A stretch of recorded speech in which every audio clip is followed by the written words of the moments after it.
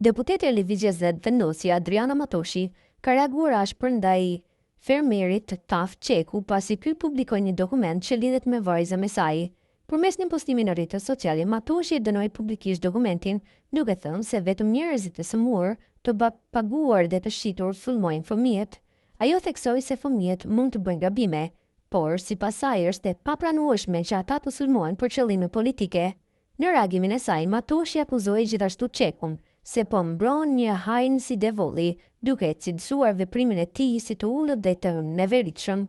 Në vim, postimi i saj plot: "Veç njerëzit e smut të paguajnë dhe të shit sulmojnë një fëmijë, po fëmijët edhe muajnë me bëgabime se janë fëmijë, po ju jeni të rritur, të shitur dhe të smut që e sulmoni një fëmijë pse ka bërë një gabim për veti. Ajo mundet me dëmtu veten, por jo si kriminal që e dëmtoi një popull.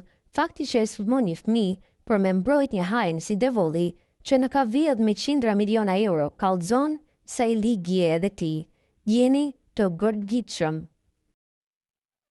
Përplasja e vjetër mes Turqisë dhe Greqisë për origjinën e baklavas ka kaluar në arenën ndërkombëtare, pasi Ankaraja ka paraqitur zyrtarisht kërkesë pranë UNESCO-s për ta regjistruar këtë ëmbëlsirë si pjesë të trashëgimisë kulturore jo materiale të vendit.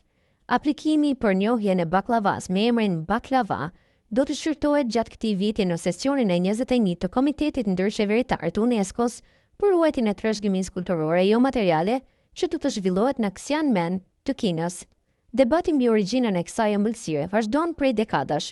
Greqia pretendon se rrenjët e baklavas janë më të hershme se periudha osmane dhe lidhen me traditat e lashta të rajonit, duke parashitur shpesh si pjesë të trashëgimisë greke. Nga ana tjetër, Turqia argumenton se forma moderne e baklavas u zhvillua në kuzhinat e perandërisë osmane, veçanërisht gjatë periudhës së Sultan Mehmetit II, ku ajo u bë një ëmbëlsirë e rëndësishme në ceremonitë e oborit mbretëror. Një vendim pozitiv nga UNESCO nuk do të nënkuptonte pronësi ekskluzive mbi baklavan, pasi organizata synon të mbrojë traditën kulturore dhe jo të përcaktoj origjinën e tyre. Megjithatë, njohja ka rëndësi të madhe për promovimin turistik, identitetin kulturor dhe imazhin ndërkombëtar të një vendi. Vendimi i UNESCO-s pritet të sjellë një kapitull të ri në rivalitetin kulturor mes dy vendeve fqinje për një nga ëmbëlsirat më të njohura në botë, të përgatitura me petë të holla, arra dhe shurup aromatik.